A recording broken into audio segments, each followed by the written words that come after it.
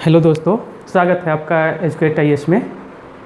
तो कल तक हम लोग पढ़ चुके थे कि ये यूपीएससी का जो सिलेबस है, पेपर 1 जो एसए का पेपर है, और आज ही यूपीएससी का मेंस एसए का पेपर कंप्लीट हुआ है। उसको भी हम लोग देखेंगे कि कैसे कैसे क्वेश्चन सेक्शन ए में कितने आपको ऐसे 4 ऐसे पूछे गए हैं, तो उनका नेचर क्या है, स्टैंडर्ड क्या है, और वो किस कोर एरिया से, किस सेक्टर से क्वेश्चन को बनाया गया है ऐसे के लिए। और पेपर 2 में हम लोग जनरल स्टडीज़ का जो पेपर होता है, उसमें जनरल स्टडीज़ पेपर 1 हम लोग कल पढ़ चुके हैं, देख चुके हैं उसको। तो आज फिर हम लोग समझते हैं कि जनरल स्टडीज़ पेपर 3 जो है, यानी जिसमें आपको गवर्नेंस का पार्ट है, इंडियन पॉलिटी है, गवर्नेंस है, कॉन्स्टिट्यूशन है, polity, social justice and international relations, यानी आईआर भी इसमें इंक्लूड किया गया है। फिल्म्स में गवर्नेंस एंड कॉन्स्टिट्यूशन या इंडियन पॉलिटी था केवल। सोशल जस्टिस वगैरह जो इनर पोर्शन में था, मतलब उसके इनसाइड में था, लेकिन मेंस में बहुत ही ब्रॉड इसको बढ़ा दिया गया है। तो मेंस में हम लोग थोड़ा समझेंगे कि इसमें कौन कौन सी चीज़ें आपको दी गई है। तो मेन चीज़ पे आने से पहले थोड़ा सा हम चाहेंगे कि आखिर मेरा पर्पस क्या है इस सिलेबस को पढ़ाने का, या फिर जो यूपीएससी जैसे जो रिकॉग्नाइज्ड या भारत के सबसे प्रतिष्ठित प्रेस्टिजियस आपको जॉब है, जो सर्विसेज हैं, उसके लिए हम लोग रेडी हुए हैं, तैयार हुए हैं और अपना टीम अप कर रहे हैं कि इस चीज़ को आप समस्त एस्पिरेंट्स को, जितने भी एस्पिरेंट्स हैं यूपीएससी के प्रिपरेशन करने वाले, या स्टेट पीसीएस के प्रिपरेशन करने वाले, या यूपीएससी में जितने भी जो एलाइड सर्विसेज हैं, चाहे एनडीए हो, सीडीएस हो, सीएपीएफ हो, या और भी जो सीपीओ के सर्विसेज आप देख सकते हैं कि उसमें जितने भी सर्विसेज हैं जो यूपीएससी द्वारा कंडक्ट किए जाते हैं, उन सारे सर्विसेज का हम लोग प्रिपरेशन यहाँ कराएंगे। और वो सारी जितने भी जो लेक्चर्स होंगे, जो रिकॉर्डेड लेक्चर्स या जो ऑनलाइन स्ट्रीमिंग के थ्रू यूट्यूब के माध्यम से हम लोग जो भी डिस्कस करेंगे, जो भी लेक्चर्स लेंगे, जो भी क्लासेस लेंगे, उसको हम लोग आप लोगों के लिए, आप सभी लोगों के लिए, ताकि ये इसका लाभ ज़्यादा से ज़्यादा लोग ले सकें। इसका कारण क्या है? क्योंकि आज एजुकेशन इतना महंगा हो गया है कि एक बिजनेस मार्केट टाइप का बन चुका है। हम लोग देख सकते हैं कि एजुकेशन माफिया, चाहे वो पटना में हो या न्यू दिल्ली में हो, या जितने भी जो मेट्रोपॉलिटन सिटीज़ हैं, वहाँ यूपीएससी या फिर अदर सर्विसेज के नाम पे वो लोग स्टूडेंट तो इकट्ठा करते हैं, फैसिलिटीज़ भी देते हैं, लेकिन वो जो फ़ी होता है, फ़ी स्ट्रक्चर उनका बहुत हाई होता है, और वहाँ आपको फिर कोई गारंटी भी नहीं रहता कि आपका सिलेक्शन होगा या फिर नहीं होगा। ऐसे भी यूपीएससी जैसे जो सर्विसेज हैं, उससे एलाइड जितने भी सर्विसेज हैं, उसमें सिलेक्शन होने के चांसेज, ये बिटर ट्रूथ जो मैं बोलने जा रहा हूँ वो बिटर ट्रूथ है। थोड़ा सा डिस्करेजिंग लगेगा, लेकिन फिर भी जो सच्चाई है उससे हम लोग भाग नहीं सकते हैं। आप सभी को पता है कि ऑलमोस्ट अब अप्रोक्सीमेटली आपको 8 to 10 lakh students are going to fill up the form for the UPSC. 8 से 10 लाख अगर फॉर्म भरने जा रहे हैं स्टूडेंट्स, उसमें से 5-6 लाख जो है स्टूडेंट्स अपीयर होते हैं प्रीलिम्स के लिए, और प्रीलिम्स में जितने स्टूडेंट्स क्वालिफाई करते हैं, लगभग आपको 20-22 हज़ार जो मेंस लिखने के लिए जाते हैं, जिसका आज ही पेपर है एसए का। तो एसए का पेपर आ गया है, हमारे पास अवेलेबल है। आप लोगों को एसए का पेपर हम लोग डिस्कस करेंगे, लेकिन उसके पहले थोड़ा सा जितने भी जो सिलेबस है उसको समझ लें। तो कहने का पर्पस ये है कि ये तो चाहिए, जो गवर्नमेंट, इंडियन गवर्नमेंट है, अपने तरफ से तो बहुत भरसक प्रयास कर रही है कि जो एजुकेशन हो, जो शिक्षा हो, वो सभी लोगों के लिए सुलभ हो, सभी लोगों के पास पहुंच सके। लेकिन दुर्भाग्यवश कह सकते हैं हम लोग कि कुछ ऐसे लोग भी हैं कि जिनकी वजह से सारी सुविधाएं जो हैं, गवर्नमेंट रन जो प्रोग्राम्स हैं, हम लोग सारी चीज़ें देखेंगे। आपको इंडियन इकोनॉमी में भी पढ़ने को मिलेगा, पॉलिटी में भी पढ़ने को मिलेगा कि आखिर सोशल जस्टिस हम how will we ensure the social justice, and how we will empower our people who are very marginalised और socially backward, educationally backward, or the persons belonging to the vulnerable sections, means that is SC ST OBCs, religious minorities, women's। तो इन सारी चीज़ों को हम लोग देखेंगे। ये सारा बिटर ट्रूथ है। अभी जो रिपोर्ट भी अगर देखेंगे हम लोग तो उन सारे रिपोर्ट्स में या न्यूज़पेपर्स में आते रहता है कि इतना हर एक डिपार्टमेंट्स का अगर डाटा उठा के अगर देखा जाए, सेंसस का डाटा अगर आ जाता है तो फिर हम लोग उस पर और डिटेल्स जानकारियाँ मिल पाएगी कि आखिर हर एक डिपार्टमेंट का, हर एक सेक्टर का प्रोग्रेस क्या है। तो इन जो एक दशक है 2011 में जो सेंसस हुआ था, उसके बाद 21 में होना था, वो कंप्लीट नहीं हो पाया। अब गवर्नमेंट ही बता सकती है कि आखिर जो डाटा वो कब रिलीज होगा, सारा उसका फॉर्मेशन हो चुका है या नहीं हो चुका है, तो थोड़ा सा इंतज़ार करना पड़ेगा उसके लिए हमें। तो कहने का सेंस है कि एक ऐसा माहौल किया गया है पूरे देश में कि अगर आप बड़े बड़े इंस्टीट्यूशंस में जाके, बड़े बड़े कोचिंग इंस्टीट्यूशंस में जाके अगर आप कोचिंग नहीं करते हैं तो माने आपका सक्सेसफुल होने के चांसेस बहुत लो हैं। वैसे भी यूपीएससी जैसे इंस्टीट्यूशंस में, यूपीएससी जैसे एग्ज़ाम्स में आपको क्वालिफाई करने के जो चांसेज हैं, फाइनल सिलेक्शन के जो चांसेज हैं वो 0.1% है, उससे ज़्यादा नहीं है। वो भी थोड़ा ज़्यादा ही हम लोग बोल पा रहे हैं, जितने कैंडिडेट्स अपीयर होते हैं उसके हिसाब से देखा जाए तो वही कोई 800, 700 या 900, कभी कभार 1000 वैकेंसीज होती हैं। तो उन 1000 वैकेंसीज में आप जितने भी जो मेंस के लिए अपीयर होते हैं स्टूडेंट्स या जितने फिलअप करते हैं फॉर्म, उसके हिसाब से आप देख सकते हैं कि आखिर जो सिलेक्शन होने के चांसेस क्या है। ये हम डिस्करेजिंग के लिए नहीं कर रहे, ये जो डाटा है आप डाटा उठा के देख सकते हैं। हाँ, लेकिन बहुत सारे जो कोचिंग इंस्टीट्यूशंस हैं वो क्लेम करेंगे कि हमारे यहाँ से सिलेक्शन हो गया। Definitely if one student is going to enroll in your some test series, then you will claim that he was my student. That's okay for your point of view, for running your business. That's one aspect only, but that is not the whole truth. तो इन सारी चीज़ों को समझेंगे कि ये एक ऐसा माहौल क्रिएट किया गया है कि जो खास करके जो ग्रामीण स्टूडेंट्स हैं, जितने भी जो रूरल स्टूडेंट्स हैं, उनके मन में एक भय चला जाता है, एक फियर फैक्टर काम करता है कि अगर हम दिल्ली ना जाएं या बड़े बड़े जो मेट्रोपॉलिटन सिटीज़ हैं वहाँ हम लोग अगर प्रिपरेशन ना करें, वहाँ जाके तैयारी ना करें, गाइडेंस ना लें, कोचिंग ना लें, तो फिर हम लोग क्वालिफाई नहीं कर सकते। लेकिन हमारे सामने बहुत सारे ऐसे एग्जांपल्स मिल जाएंगे कि जहाँ कहीं आपको बिना कोचिंग के ही सेल्फ स्टडी करके थोड़ा सा एक्स्ट्रा ज़्यादा एफर्ट लगा करके सिलेबस को अच्छे से समझ करके यूपीएससी के प्रीवियस ईयर क्वेश्चंस को देख करके, चाहे वो प्रीलिम्स के हो या मेंस के हो, या फिर जो इंटरव्यूज़ के जितने भी जो एक क्राइटेरिया रखा गया है, जो गाइडेंस प्रोग्राम चलाए जाते हैं, गवर्नमेंट द्वारा भी बहुत सारे जो गाइडेंस प्रोग्राम चलाए जा रहे हैं, उसका हेल्प लेकर के बहुत सारे स्टूडेंट्स ने इसको बिना कोचिंग के भी क्रैक किया है। तो ऐसा नहीं है, लेकिन एक जो बोलते हैं ना कि एक ऑरा क्रिएट कर देना, एक इन्वायरमेंट वैसा बना देना। जैसे अभी जेई या फिर जो आईआईटी जेई है या नीट के लिए कोटा जाएंगे तब भी हमारा हो पाएगा, ऐसा एक मनोभाव लोगों के मन में, एक साइकोलॉजिकल प्रेशर बनाया जाता है, और इसके चलते वो लोग एक अपना एक बहुत बड़ा साम्राज्य जो बिजनेस मार्केट खड़े कर चुके हैं। तो उससे कोई एतराज़ नहीं है, सब लोग अपना करें काम, लेकिन थोड़ा सा ईमानदारी बरतना चाहिए कि हाँ भाई, अगर इस देश के लिए, इस देश के वेलफेयर के लिए अगर कुछ करना चाहते हैं हम, तो ज़रूर हम उसको करें। तो इन सारी चीज़ों को हम लोग ध्यान में रखते हुए ही, एक सेकंड प्लीज़,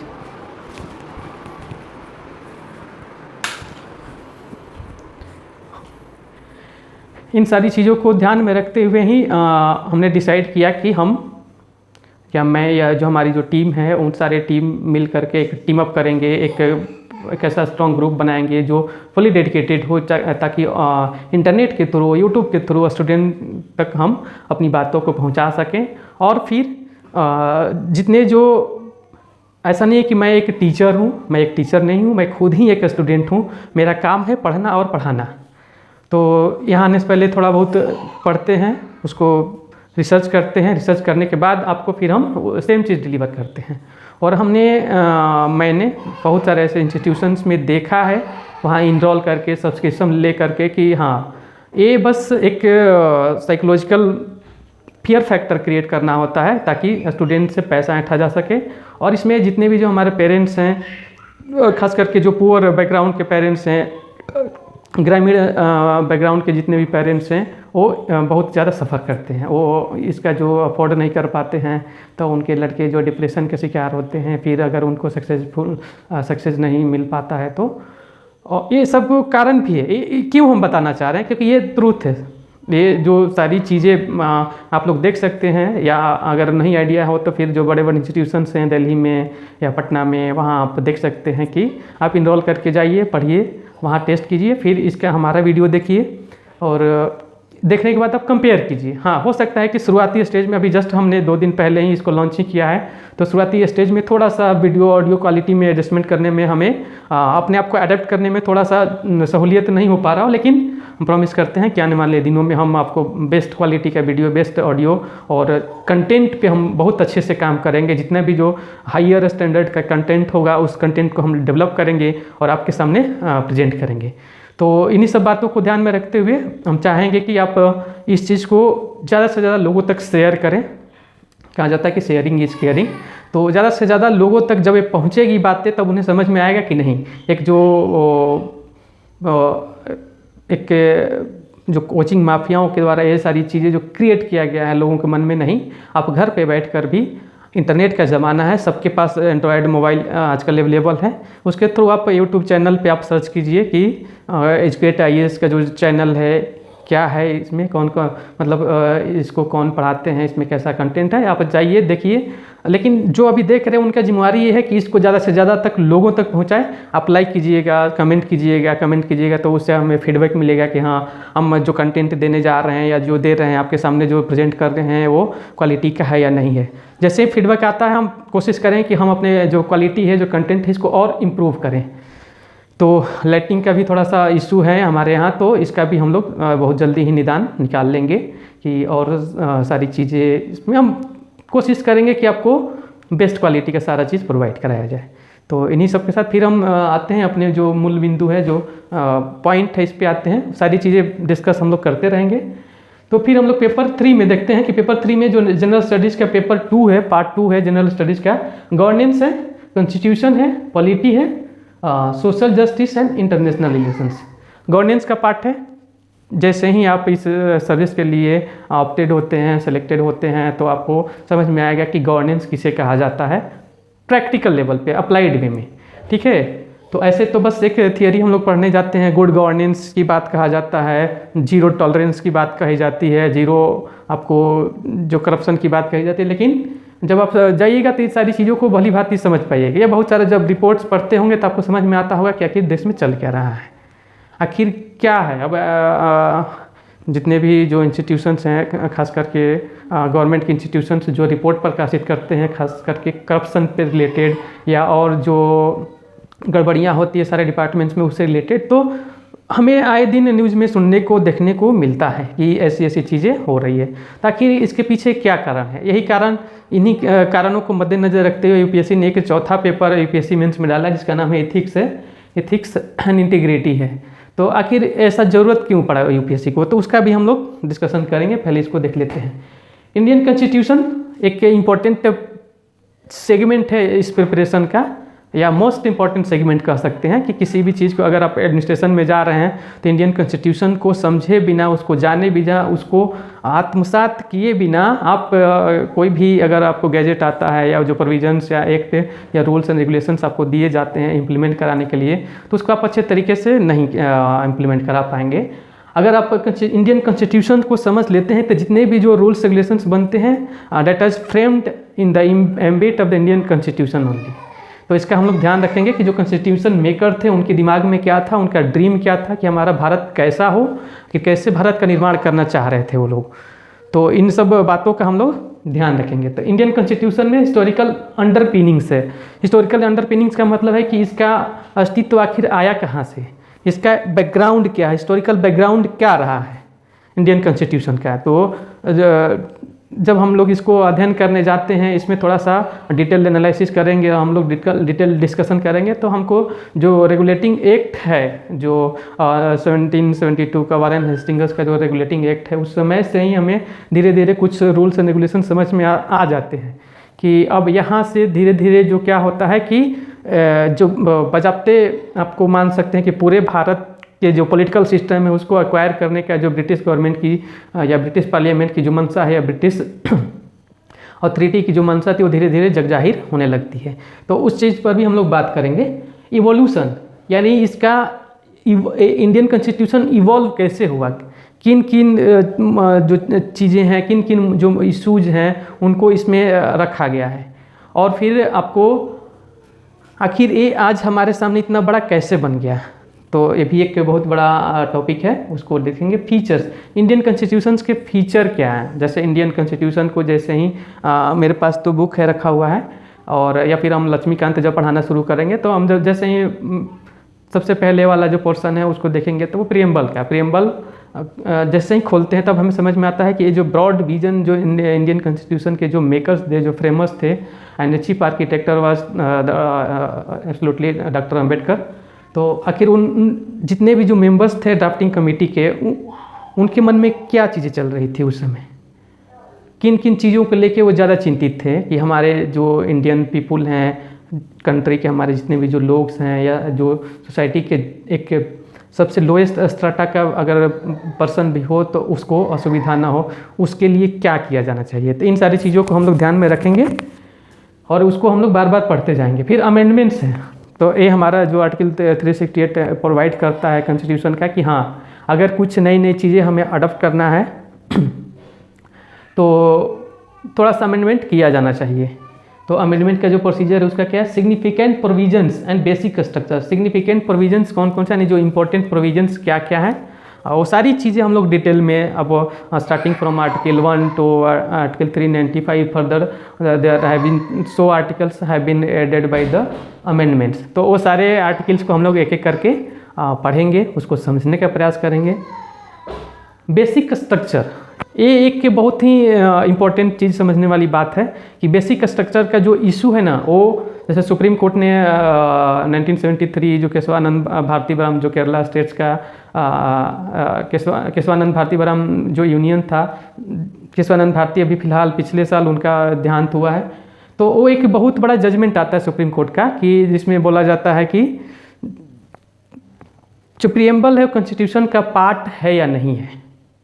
ठीक है, उसमें राइट टू प्रॉपर्टी जो था उस चीज़ को लेके इशू था कि राइट टू प्रॉपर्टी आखिर है तो फिर क्या, फिर उसको अमेंडमेंट के थ्रू लीगल राइट बना दिया गया, आर्टिकल 300 समथिंग में उसको डाला गया है, तो फिर उसको लीगल राइट बनाया गया। तो उस जो केस है जो केशवानंद भारती ने जो फाइल किया था सुप्रीम कोर्ट में, उसमें बताया गया कि जो आपका जो प्रियम्बल है वो कॉन्स्टिट्यूशन का पार्ट है। और इस पर भी बहुत सारे जो आर्गूमेंट्स हैं, बहुत सारे जजमेंट्स हैं, बहुत सारे आपको डिसीजंस दिए गए हैं सुप्रीम कोर्ट के द्वारा, जो कि उससे पीछे वाला देखेंगे तो मेल नहीं खाते हैं। फिर आगे और देखेंगे तो सुप्रीम कोर्ट का भी स्टांस जो है बार बार चेंज होते रहता है, लेकिन इस जजमेंट में जो आया तब उसने सुप्रीम कोर्ट ने स्वीकार किया कि हाँ, जो प्रियम्बल जो है वो आपका कॉन्स्टिट्यूशन का पार्ट है। तो ये सारी चीज़ें हम लोग देखेंगे कि कन्फ्लिक्ट कहाँ कहाँ होते हैं। Functions and responsibilities of the union and the states.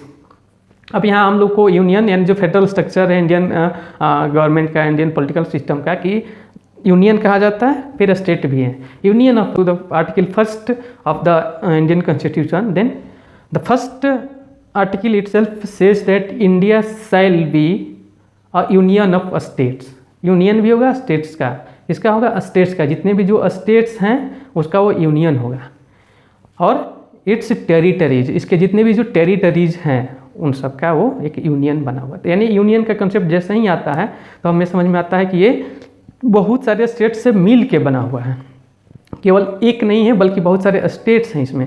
जैसे अमेरिका में देखा जाए कि वहाँ जितने भी जो स्टेट्स हैं वो उनको बहुत सारी जो इंडिपेंडेंसी मिली हुई है, लेकिन भारत में इंडिपेंडेंसी है, लेकिन अगर इंक्लिनेशन देखेंगे तो सेंट्रल गवर्नमेंट का या यूनियन गवर्नमेंट का, सेंट्रल गवर्नमेंट कहना एक्चुअली उचित नहीं है मेरे हिसाब से।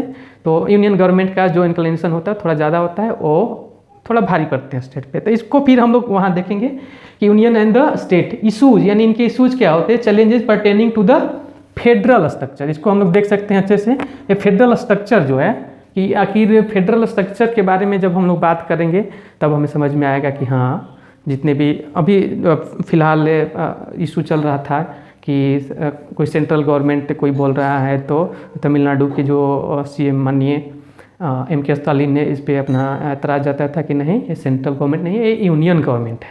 यूनियन गवर्नमेंट का मतलब यह है कि हम भी इसमें पार्ट हैं। सही बात है, ये यूनियन गवर्नमेंट ही बोलना ज़्यादा उनको कॉन्स्टिट्यूशनल या पार्लियामेंट्री लगता है। ठीक है, devolution of powers and finances up to local levels and challenges there in. Powers का बंटवारा कैसे होता है जितने भी जो हम लोग देखेंगे, फिर हमारे पास सब्जेक्ट्स आएंगे, सेंट्रल जो लिस्ट का, यूनियन लिस्ट का जो सब्जेक्ट आएगा, उसके बाद स्टेट और फिर कंकरेंट। तो इन सारे जो पावर्स उसी में डिसाइड किया गया कि किन सब्जेक्ट्स पे अगर स्टेट को राइट्स है कि कोई प्रोविज़न या जो एक्ट बनाने का, लॉ बनाने का, या रेगुलेशंस पास करने का, या कोई ऑर्डर पास करने का, या फिर सेंट्रल गवर्नमेंट को है। तो वो सारी चीज़ें एक एक करके हम लोग देखेंगे। उसमें भी फिर डिवाइड किया गया कि यूनियन में इतना है, स्टेट में इतना है, और कंकरेंट जो लिस्ट है उसमें कितने सब्जेक्ट को डिवाइड किया गया। Separation of powers between various organs, dispute redressal mechanisms and institutions. Between various organs है, यानी इंडियन गवर्नमेंट के बहुत सारे जो पार्ट हैं, जो ऑर्गन्स काम कर रहे हैं, तो उनको कौन कौन से पावर्स दिए गए हैं, उनको कौन कौन सी शक्तियाँ प्रदान की गई है, और उन शक्तियों के, उन पावर्स के आधार पे वे सारे जितने भी जो इंस्टीट्यूशंस हैं, जो ऑर्गन्स हैं, वो काम करते हैं। तो इसके बारे में हम लोग डिस्कस करेंगे, इसको समझेंगे अच्छे से। डिस्प्यूट रिड्रेसल मैकेनिज्म, अगर कोई डिस्प्यूट होता है बहुत सारे इंस्टीट्यूशंस के बीच में, तो आखिर उसका रिड्रेसल मैकेनिज्म क्या है, कैसे उसको हम लोग सॉर्ट आउट कर सकते हैं। ओके, इस चीज़ को जानना इंपॉर्टेंट हो जाता है। एंड इंस्टीट्यूशंस, यानी जो इंस्टीट्यूशंस हैं या जितने भी जो ऑर्गन्स हैं, उसके बीच में अगर डिस्प्यूट होता है तो उसका रिड्रेसल का मैकेनिज्म क्या अडॉप्ट किया गया है, इन सारी चीज़ों को देखेंगे हम लोग। Comparison of the Indian constitution scheme with that of other countries. हाँ, ये भी है कि बार बार कहा जाता है कि इंडियन कॉन्स्टिट्यूशन में जितने बहुत सारे ऐसे प्रोविजंस हैं जो फॉरेन कंट्रीज हैं, जो अदर नेशंस हैं, अदर कंट्रीज हैं, वहाँ से लिया गया है। ये सही बात है, बहुत सारे ऐसे प्रोविजंस हैं जो यूनाइटेड स्टेट्स से लिया गया है, बहुत सारे ऐसे हैं जो जर्मनी के जो वीमर कॉन्स्टिट्यूशन है वहाँ से लिया गया है, बहुत सारे ऐसे हैं जो ब्रिटिश पार्लियामेंट से लिया गया है, जो पार्लियामेंट्री सिस्टम है, और आयरलैंड से भी प्रोविजंस लिए गए हैं। तो ये सारी चीज़ें कौन कौन से प्रोविजंस किन कंट्री से लिए गए हैं, उनका क्या इम्पोर्टेंस है, और रसिया से क्या लिया गया है, या फिर कॉन्स्टिट्यूशन पर्टिकुलरली जब मेकर्स थे तो उन्होंने ऐसा चीज़ क्यों लिया। एक जो इसके जो क्रिटिक्स हैं इंडियन कॉन्स्टिट्यूशंस के, वो बोलते हैं कि ये तो बस केवल कॉपी पेस्ट है, अलग देशों से लिया गया है। भैया मेरे, कॉपी पेस्ट नहीं है। जो यहाँ के पढ़ने वाले, जो बनाने वाले जो लोग थे, कॉन्स्टिट्यूशन मेकर्स थे, वो बड़े बड़े यूनिवर्सिटीज़ में, कोलंबिया जैसे यूनिवर्सिटीज़ में पढ़ के आए हुए थे। ठीक है, तो वैसा नहीं है। हाँ, बहुत सारे प्रोविजंस लिए गए हैं। आखिर हम कोई ऐसा अच्छा चीज़ कहीं किसी देश से मिलता है तो ज़रूर अडॉप्ट करेंगे। अगर इंडिया का मल्टी कल्चरल है, मल्टी रिलीजियस है, मल्टी डाइवर्स चीज़ें यहाँ से अवेलेबल है, तो इन सारी चीज़ों से बहुत सारे जो अदर कंट्रीज है वो भी सीखते हैं कि हाँ, इतने जो डाइवर्स कल्चर मल्टी रिलीजियस होते हुए भी इंडिया एक यूनाइटेड है, एक यूनियन है, इंटीग्रेटेड है। तो इन सारी चीज़ों का हम लोग ध्यान रखेंगे। अच्छी चीज़ें हमें सीखना चाहिए और जो गलत चीज़ें उसको अवॉइड करना चाहिए। Parliament and state legislatures, structure, functioning, conduct of business, powers and privileges. यानी पार्लियामेंट या फिर जो स्टेट लेजिस्लेचर्स हैं, पार्लियामेंट का आपका जो पार्ट है, प्रेसिडेंट हो गया, जो एग्जीक्यूटिव प्रेसिडेंट हो गया, लोकसभा हो गया, राज्यसभा हो गया, फिर उसके अंदर हम लोग देखेंगे कि जुडिशरी है, एग्जीक्यूटिव है, तो या फिर जो लेजिस्लेटिव है उसका क्या क्या रोल प्ले करता है। उसी प्रकार जैसे हम लोग राज्य स्टेट्स का बात करें तो वहाँ जो गवर्नर्स हैं और फिर जो स्टेट असेंबली हैं, उनका फंक्शनिंग क्या है और दोनों में क्या डिफरेंसेस है। ठीक है,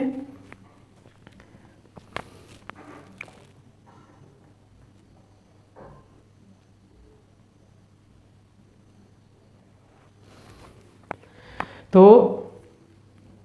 structure, organisation and functioning of the executive and the judiciary, ministries and department of the government. ठीक है, स्ट्रक्चर क्या है, पार्लियामेंट का स्ट्रक्चर कैसा है। पार्लियामेंट का स्ट्रक्चर मतलब बिल्डिंग का स्ट्रक्चर हम नहीं बोल रहे हैं। पार्लियामेंट में आखिर जो पार्लियामेंट टर्म है वो किन किन चीज़ों से मिलके बना है। पहला होगा टॉप मोस्ट प्रेसिडेंट, फिर लोकसभा, फिर थर्ड में राज्यसभा। लोकसभा में फिर जितने भी जो एग्जीक्यूटिव्स हैं उनका, लेजिस्लेटिव है उनका, और फिर जो इंडिपेंडेंट जुडिशरी है जो इनका गार्जियन के रूप में काम करती है कि किसी भी सिटीजन का फंडामेंटल राइट्स या कोई भी राइट्स का वायलेशन होता है स्टेट द्वारा, तो फिर वो उनका लुक आफ्टर करने के लिए, उनको गार्ड करने के लिए सुप्रीम कोर्ट है, यानी जुडिशरी है। ठीक है, तो जुडिशरी, मिनिस्ट्रीज, कितने मिनिस्ट्रीज हैं, विभाग, डिपार्टमेंट्स कौन कौन से हैं ऑफ द गवर्नमेंट। गवर्नमेंट केवल एक शब्द नहीं है, एक विचार है, ठीक है, और उसमें बहुत सारी चीज़ें निहित है। तो जब हम लोग जॉन लास्की का या फिर जितने भी जो फिलोसफर हैं, जो पॉलिटिकल फिलोसफर हैं या सोशल थिंकर हैं, उनकी बातें डेमोक्रेसी के बारे में जब हम पढ़ेंगे तब हमें समझ में आएगा कि आखिर स्टेट किसे कहते हैं, गवर्नमेंट क्या होती है और सब में डिफरेंस क्या होता है। Ministries and department of the government, pressure groups and formal और informal association and their role in the polity.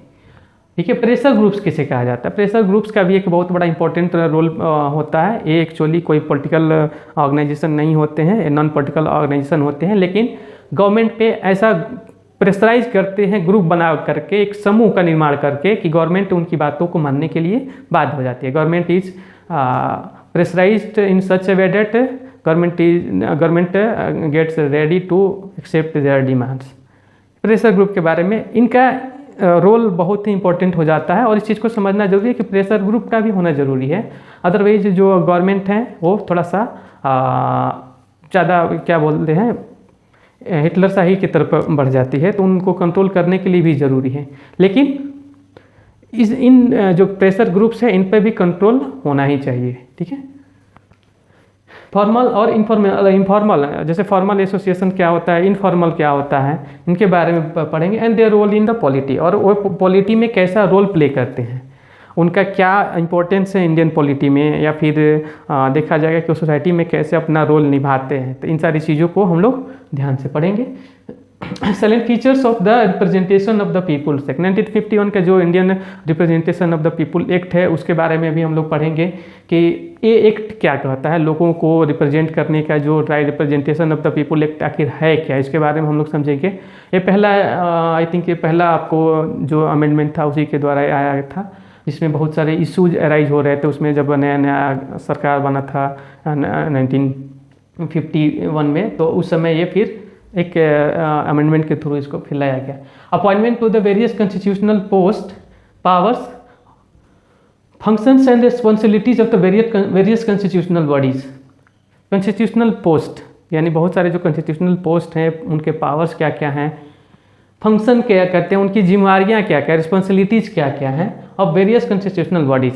अब देखेंगे कि कॉन्स्टिट्यूशनल बॉडीज़ क्या होते हैं, नॉन कॉन्स्टिट्यूशनल बॉडीज़ क्या होते हैं, नीचे है स्टैट्यूटरी बॉडी क्या होता है, रेगुलेटरी या फिर वेरियस क्वासी जुडिशियल बॉडीज़ क्या होते हैं। तो ये की टर्म्स हैं, इन सारे टर्म्स को हमें, जैसे कॉन्स्टिट्यूशनल पोर्ट्स हो गया, कॉन्स्टिट्यूशनल बॉडीज़ हो गया, statutory, regulatory and quasi judicial bodies, इन सारे जो कीवर्ड्स है इन कीवर्ड्स को समझना जरूरी है।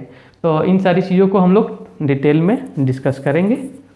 Government policies and intervention of development in various sectors, issues arising out of their design and implementation.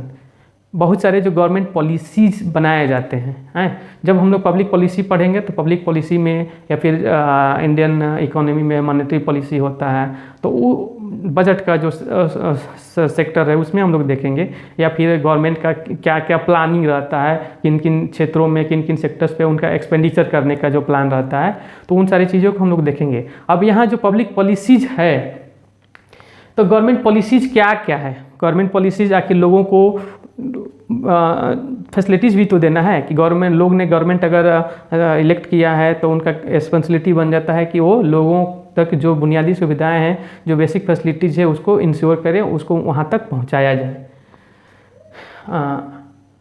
And issues arising out of their design and implementation, सबसे ज़्यादा प्रॉब्लम उसके डिज़ाइन में होता है कि अगर अच्छे से उसको नहीं बनाया गया, और उससे ज़्यादा इम्पोर्टेंट हो जाता है कि उसको इम्प्लीमेंट अगर अच्छे से नहीं किया गया तो फिर उस पॉलिसी का होना या ना होना में कोई अंतर नहीं रह जाता है। तो इन सारी चीज़ों का ध्यान रखेंगे हम लोग। Development processes and development industries, like the role of NGO, self help groups, various groups and associations, donors, charities, institutional and other stakeholders. तो ये डेवलपमेंट का प्रोसेस आखिर चलता कैसे है, जो दिखाई नहीं देता है। ऐसे अगर हम नेक्ड आई से देखना चाहें तो नेकेड आई से देखेंगे तो वो दिखाई नहीं देगा। NGO का काम क्या है, सेल्फ हेल्प ग्रुप्स का क्या काम है, ये दोनों चीज़ें बहुत ही एक इम्पोर्टेंट रोल प्ले करते हैं। NGO मतलब नॉन गवर्नमेंटल ऑर्गेनाइजेशन, उनका गवर्नमेंट के ऑर्गेनाइजेशन नहीं होते हैं, लेकिन वो लोगों के वेलफेयर के लिए काम करते हैं। हैं। उसी प्रकार जो सेल्फ हेल्प ग्रुप होते हैं, इनका क्या काम है, इनका भी वही काम है कि ये अपने में ग्रुपिंग बनाते हैं कि हाँ ये कोई भी, जैसे मान लीजिए कि अभी स्वच्छता पखवाड़ा चल रहा है, तो इंडियन गवर्नमेंट का जो ड्राइव है, जो कैंपेन है स्वच्छता पखवाड़ा का, कि 16 सितंबर से लेकर के 30 सितंबर तक पूरा जो एक पखवाड़ा चल रहा है। पखवाड़ा मतलब जो 14 डेज का डेज होता है उसको फोर्टनाइट उसको बोला जाता है पखवाड़ा। तो इनमें बहुत सारे जो क्लीनिंग कैंपेन में जितने भी जो सेल्फ हेल्प ग्रुप हैं या एनजीओज हैं वो जो पार्टिसिपेशन करते हैं और एक इम्पोर्टेंट रोल प्ले करते हैं, ताकि अपने देश को, अपने समाज को स्वच्छ रखा जा सके। केवल ये स्वच्छता से ही रिलेटेड नहीं है, बहुत सारे ऐसे चीज़ें हैं जो इन जो ऑर्गेनाइजेशन के द्वारा किया जाता है। तो इसका हम लोग अध्ययन करेंगे अच्छे से। एसोसिएशंस क्या होता है, डोनर्स क्या होते हैं, यानी जो दान देने वाले जो लोग होते हैं, चैरिटीज़ क्या होती है, institutional and other stakeholders, यानी किसी भी गवर्नमेंट डेवलपमेंटल प्रोसेस में इन लोगों का क्या क्या रोल है। तो इन सारी चीज़ों को हम लोग अच्छे से देखते चलेंगे। हाँ, नेक्स्ट है हमारा welfare schemes for vulnerable sections of the population by the centre and the state and the performance of these schemes. बहुत सारे ऐसे स्कीम्स, ऐसे programmes central government, Indian union government या फिर स्टेट गवर्नमेंट के द्वारा चलाए जाते हैं, जो समाज के सबसे पिछड़े तबके के लोग हैं। सबसे पिछड़े तबके के कौन हो जाएंगे, जैसे SC/ST हो गए हैं, या फिर जो ट्राइबल पीपुल हो गए हैं, STs में ही जो शेड्यूल ट्राइब्स हो गए, ट्राइबल लोग उसी में आ जाएंगे। जो थर्ड जेंडर जिनको कह सकते हैं, वीमेंस, बहुत सारे ऐसे हमारी सोसाइटी के, समाज के एक बहुत बड़ा तबका ऐसा है जो वीमेंस का पार्ट है, वो अभी भी वेल अवेयर्ड नहीं है, वेल एजुकेटेड नहीं है। Most of them are illiterate और लेस एजुकेटेड। तो उनके बारे में आखिर गवर्नमेंट के जितने भी जो प्रोग्राम है, ताकि उनको भी मेन स्ट्रीम में लाया जा सके, कौन कौन से प्रोग्राम है, उसका फंक्शनिंग क्या है, उसका इम्प्लीमेंटेशन कैसे होता है, इन सारी चीज़ों को हम लोग अध्ययन करते चलें। ये सारी चीज़ें आपको GS पेपर 2 में मेंशन किया गया है, सबको ध्यान से पढ़ेंगे। Schemes, mechanism, laws, institutions, bodies, constitution for protection and betterment of this vulnerable section, यानी ऐसे बहुत सारे मैकेनिज्म का निर्माण किया गया है, लॉज बनाए गए हैं, इंस्टीट्यूशन का निर्माण किया गया है। फॉर एग्जांपल अगर SC/ST के लिए देखें तो उनका एक SC/ST कमीशन है, OBC का डिमांड चल रहा है कि OBC पिछड़ा वर्ग का आयोग का जो कमीशन है उसको और अच्छे का प्रभावी तरीके से इम्प्लीमेंट किया जाए।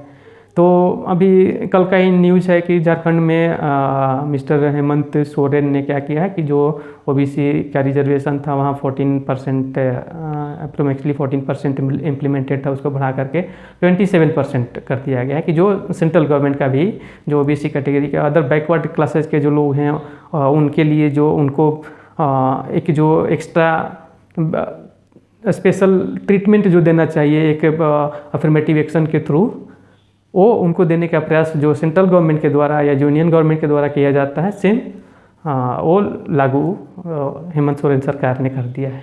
तो इन सारी चीज़ों को भी हम लोग ध्यान रखेंगे कि आखिर institution, bodies, constitution for the protection and betterment of this vulnerable sections, यानी कौन कौन से, जैसे महिला आयोग है, वीमेंस कमीशन है, तो उनका काम क्या है कि महिलाओं से रिलेटेड या वीमेन से रिलेटेड जितनी भी जो समस्याएं हैं उन समस्याओं का जो रिड्रेसल मैकेनिज्म तैयार करें हो और उनकी समस्याओं का सॉर्ट आउट करें। Issues relating to development and management of social sector services relating to health, education and human resources. तो डेवलपमेंटल इशूज कौन कौन से हैं, इनका मैनेजमेंट कैसे किया जाना चाहिए, और ख़ास करके जो सोशल सेक्टर है या जो सोशल सर्विसेज हैं relating to health, education, human resources. अब हेल्थ पे बात करेंगे तो वो भी अप टू मार्क नहीं है। जब हम लोग जो अभी 5वां रिपोर्ट दिया गया है राष्ट्रीय हेल्थ मिशन के द्वारा, तो NHM 5 के द्वारा देखते हैं तो उसमें बहुत ही पुअर स्टेट है। कुछ कुछ राज्यों में, जैसे केरला जैसे राज्यों में तो बहुत अच्छा है, लेकिन और जैसे पिछड़े राज्यों में बिहार, झारखंड, उड़ीसा या उत्तर प्रदेश, इन सारे राज्यों की स्थिति हम लोग थोड़ा कंपेयर करेंगे तब हमें समझ में आएगा कि हेल्थ के इशूज़ पे बहुत ही पुअर कंडीशन है, उसको और इम्प्रूवमेंट लाने की ज़रूरत है, और जितने भी जो पॉलिसीज़ हैं उसको अच्छे तरीके से इम्प्लीमेंट करने की ज़रूरत है। एजुकेशन के क्षेत्र में हम लोग देख सकते हैं कि एजुकेशन के क्षेत्र में, हाँ, फिर से एजुकेशन के क्षेत्र में अगर देखा जाए तो केरला टॉप पे है, और केरल हो गया, तमिलनाडु हो गया, वेस्ट बंगाल हो गया। एजुकेशन के क्षेत्र में इन लोगों ने बहुत अच्छा काम किया है। तो जो काम अच्छा करे उनको अप्रिशिएट करना ज़रूरी बन जाता है, ताकि और भी जो लोग हैं वो उससे मोटिवेशन ले सके और भी अपना सेल्फ इंक्रीजमेंट करके अच्छे काम कर सकें। तो इन सारी चीज़ों को हम लोग देखेंगे।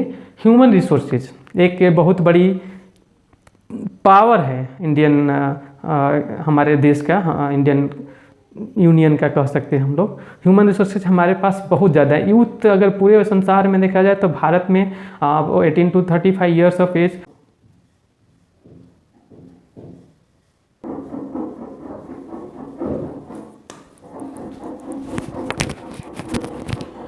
तो भारत में जो ह्यूमन रिसोर्सेज है वो बहुत ज़्यादा है। बहुत इसका अगर हम लोग एडवांटेज उठाना चाहें तो ज़रूर उठाया जा सकता है। इन द सेंस कि जो यूथ्स हैं वो बहुत ज़्यादा है, और इसी के कारण बेरोज़गारी अगर हम लोग देखेंगे तो अपने हाई पर है अभी। तो लेकिन इंडियन गवर्नमेंट को या किसी भी गवर्नमेंट को, जो स्टेट में रहने वाले जितने भी जो गवर्नमेंट्स हैं, उनको चाहिए कि यूथ को जो ह्यूमन रिसोर्सेज का जो मैनेजमेंट है वो अच्छे से करें, जॉब क्रिएशन ज़्यादा से ज़्यादा करें, ताकि इनका जो यूटिलाइजेशन है वो मैक्सिमाइज किया जा सकता है। यानी एक इनका जो पोटेंशियल है, जितना ज़्यादा पोटेंशियल है उसके पोटेंशियल को 100% यूटिलाइज किया जा सके। तो again next one, issues relating to poverty and hunger. देखा जाए तो पॉवर्टी एक बर्निंग इशूज है हमारे देश में, और हंगर भी, यानी जो भुखमरी है वो भी। सारा रिपोर्ट जितने भी जो गवर्नमेंट डेटा रिलीज होता है उसमें देखा जा सकता है कि ये इशूज हर साल जो कितने वो पड़े रहते हैं, इनमें बहुत ज़्यादा सुधार नहीं देखा जाता है। तो इस पर हमें काम करने की ज़रूरत है कि पॉवर्टी से रिलेटेड आखिर क्या क्या इशूज है, पॉवर्टी आखिर कैसे क्रिएट होता है, कोई अगर गरीब है तो गरीब ही क्यों रह जाता है, वो फिर मेन स्ट्रीम में क्यों नहीं आ पाता है। इसके पीछे भी बहुत सारे रीजन्स हैं। उन रीजन्स को हम लोग फाइंड आउट करेंगे अपने स्टडी के दौरान, प्रिपरेशन के दौरान, और फिर जब जाएगा कोई सिलेक्शन हो करके जाता है तो उस चीज़ को वो इम्प्लीमेंट करे वहाँ जा करके, और अपना 100% देने का प्रयास करें। हैं, पॉवर्टी का एक इंडियन इकोनॉमी में एक चैप्टर है जिसका नाम ही है पॉवर्टी साइकिल, यानी जो विशियस साइकिल होता है। आखिर कोई व्यक्ति गरीब है तो गरीब का गरीब ही किन कारणों से हो पाता है। जैसे मान लीजिए कि सबसे पहला चीज़ अगर कहा जाए तो अशिक्षा है, इलिटरेट है पीपल, या वेल अवेयर्ड नहीं है, हाईली एजुकेटेड नहीं है, तो फिर वो अपने जो ह्यूमन पोटेंशियल है उसका वो यूटिलाइजेशन वो नहीं कर पाएगा। उसका ब्रेन का जो डेवलपमेंट है या जो थिंकिंग प्रोसेस है उस लेवल का नहीं हो पाएगा कि वो फिर कोई नया क्रिएटिव चीज़ें कर सके। तो उसमें जो विशियस साइकिल है उसमें क्या होता है कि कोई व्यक्ति एक अगर गरीब है तो अपने पढ़ाने के लिए लोन ले लिया, बच्चों को पढ़ाने के लिए लोन ले लिया, या किसी का तबीयत ख़राब हो गया फैमिली मेम्बर्स में तो उनको हेल्थ इश्यूज़ को लेके फिर वो बैंक के पास जाता है, वहाँ से लोन लेता है। या फिर कोई स्मॉल बिजनेस स्टार्ट करना हो तो उसके लिए उनको लोन, और जब वो रीपे नहीं कर पाता है तो फिर वो उसी जो साइकिल है, विशेष साइकिल में वो फंस के रह जाता है। उसका पूरा जो होल लाइफ है कर्जा चुकाने में ही, जो लोन के रीपेमेंट में ही वो लग जाता है। और इसका कारण ये होता है कि वो फिर जो पूरा पोटेंशियल होना चाहिए उसका स्किल डेवलपमेंट होना चाहिए, और नई नई क्रिएटिव आइडियाज़ उसके मन में आना चाहिए, वो नहीं हो पाता है। और फिर वो उसी विशेष साइकिल में, जैसे हम जब पढ़ेंगे तो देखेंगे कि कोई व्यक्ति अगर इन समस्याओं से घिर जाता है तो कैसे वो बैंकों के पास जाता है लोन लेने के लिए, और इतना इजी भी नहीं होता है बैंक से लोन लेना।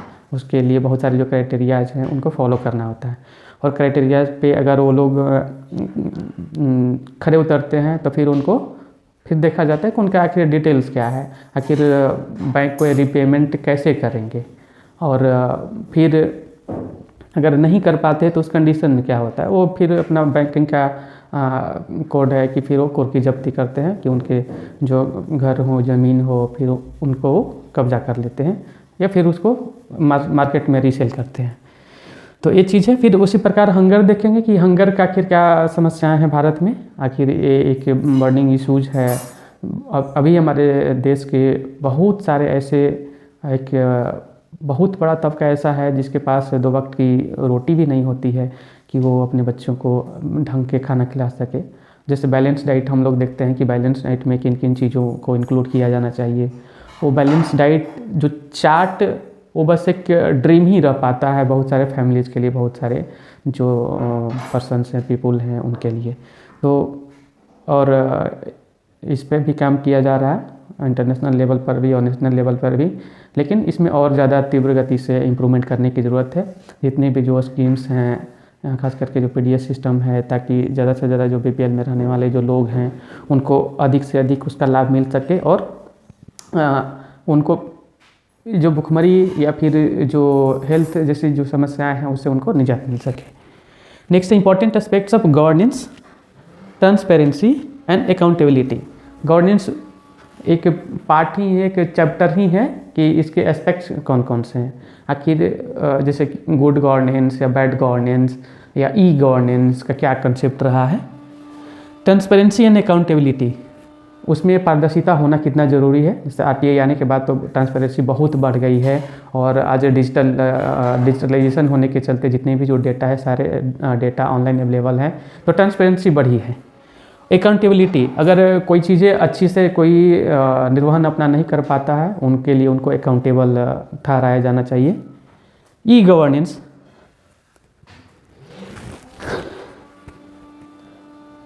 E governance applications, models, successes, limitations and potential, citizen charters, transparency and accountability and institutional and other measures. इसमें देख सकते हैं कि ई गवर्नेंस भी शामिल है। ई गवर्नेंस मतलब सारे जो डेटा वो डिजिटल हो जाए और उसी के माध्यम से एक एप्लीकेशन के माध्यम से कह सकते हैं, या फिर हम लोग देख सकते हैं कि आज घर बैठे बैठे ही सीसीटीवी कैमरा लगा लीजिए आप, कहीं से भी उसका जो लोकेशन है उन सारी चीज़ों को आदमी ट्रैक कर पाता है, एग्जैक्ट लोकेशन के बारे में पता चल पाता है। या फिर खास करके जो मेट्रोज हैं वहाँ सीसीटीवी कैमरेज लगे हुए हैं, ये सारे डिजिटली हो रहे हैं। तो ये एक गवर्नेंस का एक पार्ट है, जो डिजिटलाइजेशन है गवर्नेंस, जो ई गवर्नेंस है उसका एक पार्ट है। और इसी के बारे में इसको और कैसे मोर अकाउंटेबल और ट्रांसपेरेंट कैसे बनाया जा सकता है। इसके मॉडल्स क्या हैं, सक्सेसेस क्या है कि अभी तक कितनी इसमें सफलताएं मिली हैं या कितना और सारी चीज़ें किया जाना बाकी है। लिमिटेशंस क्या है, यानी किस हद तक इस चीज़ को किया जा सकता है। ऐसा नहीं है कि हर घर में हम सीसीटीवी कैमरा लगा दें तो फिर वो जो प्राइवेट जो फ्रीडम है, प्राइवेसी है, उसका फिर वायलेशन हो जाएगा। तो इसमें देखना है कि इसका लिमिटेशन कितना है। पोटेंशियल क्या क्या है ई गवर्नेंस के, यानी कितना हद तक किया जा सकता है, जैसे देखा जाए तो कि इसमें कितनी संभावनाएं हैं। सिटीजन चार्टर्स हैं, यानी कि कोई भी सिटीजन है किसी भी देश का तो सिटीजन चार्टर्स जो है गवर्नमेंट के द्वारा प्रोवाइड किया जाता है कि जो सिटीजन है उनको कौन कौन सी फैसिलिटीज़ गवर्नमेंट द्वारा या जो प्रोग्राम्स हैं वो रन किए जाते हैं ताकि उनको बेहतर जो फैसिलिटी है वो प्रोवाइड किया जा सके। Transparency, accountability and institutional and other measures, और इन सारी चीज़ों में हमें इंश्योर करना है कि ट्रांसपेरेंट वे में हो, और ट्रांसपेरेंसी नहीं है तो फिर लोग अकाउंटेबल उसके लिए हो। अकाउंटेबल अगर नहीं रह पाते हैं उनको रिस्पॉन्सिबल समझा जाए कि हाँ आपकी ये रिस्पॉन्सिबिलिटी है कि अगर आपको कोई काम दिया गया हो, हैंड ओवर किया गया हो कि इसको इम्प्लीमेंट करवाना है, इसका एग्जीक्यूशन करवाना है इस चीज़ का, तो अच्छे से उसको किया जाना चाहिए। नहीं होते तो फिर उनको उसके जो रिड्रेसल के मैकेनिज़्म भी है कि जो बहुत सारे जो ग्रीवांस से जाते हैं उसको रिड्रेस कैसे किया जाए।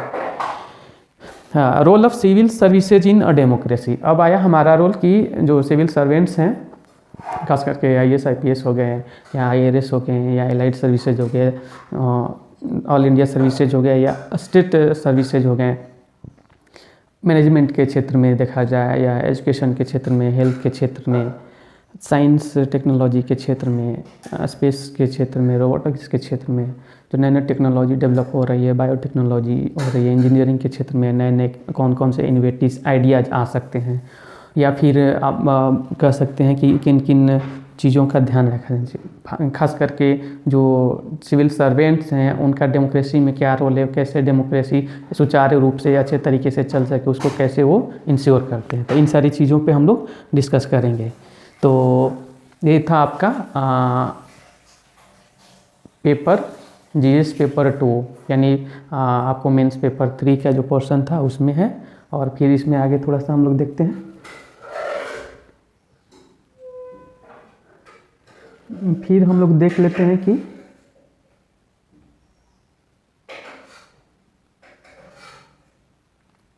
India and its neighbouring countries.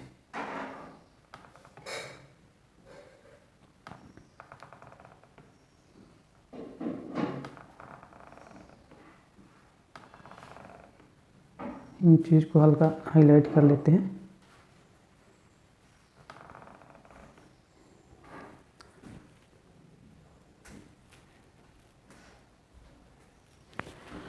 तो India and its neighbouring countries, फिर इस पर ध्यान देने वाली बात है कि ये IR का पार्ट हो गया, इंटरनेशनल जो रिलेशंस है उसका पार्ट हो गया कि India and its neighbouring countries है, जो नेबरहुड हैं।